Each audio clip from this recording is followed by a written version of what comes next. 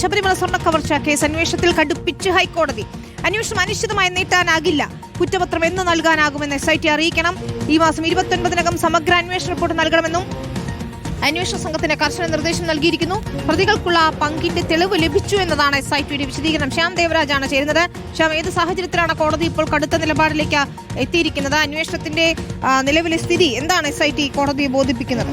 ശബരിമല സ്വർണ്ണ കവർച്ച കേസിൽ സ്വമേധയാ സ്വീകരിച്ച ഹർജിയിലാണ് ഹൈക്കോടതി ദേവസ്വം ബെഞ്ച് SITക്ക് മുന്നറിയിപ്പ് നൽകുന്നത്. അന്വേഷണം അനിശ്ചിതമായി നീട്ടാനാവില്ല എന്നാണ് ഹൈക്കോടതി വ്യക്തമാക്കുന്നത്. അന്വേഷണം SIT സമയബന്ധിതമായി പൂർത്തിയാക്കണം. കുറ്റപത്രം എന്ന് നൽകാനാകുമെന്ന് SIT അറിയിക്കണമെന്ന് കൂടി SITക്ക് ഹൈക്കോടതി കർശനമായ നിർദ്ദേശം നൽകുകയാണ്.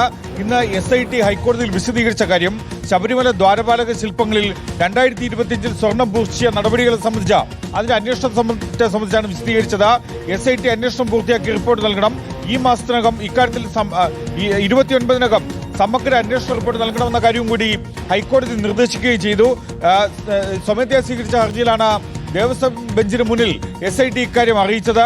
ഹൈക്കോടതിയിൽ SIT നൽകിയ വിശദീകരണം, 2025 ദ്വാരപാലക ശില്പങ്ങൾ മാറ്റിയതിൽ നിർണായക രേഖകൾ പിടിച്ചെടുത്തു. പ്രതികൾ തമ്മിലുള്ള ആശയവിനിമയവും ബോർഡിന്റെ തീരുമാനവും ഈ സ്വർണം ദ്വാരപാലക പാളികൾ ചെന്നൈയിലെ സ്മാർട്ട് ക്രിയേഷൻസിലേക്ക് കൊണ്ടുപോകാനുള്ള തീരുമാനത്തിൽ നിന്ന് വ്യക്തമാണ്. ഇടപാടുകളിൽ പ്രതികൾക്കുള്ള പങ്കിന്റെ തെളിവ് ലഭിച്ചു എന്ന കാര്യവും കൂടിയാണ് SIT തലവൻ ഇന്ന് നേരിട്ട് ഹാജരായി വിശദീകരിച്ചത്. സ്വർണ്ണ കവർച്ചയിൽ ക്രിമിനൽ ഗൂഢാലോചനയിൽ അന്വേഷണം പുരോഗമിക്കുന്നു.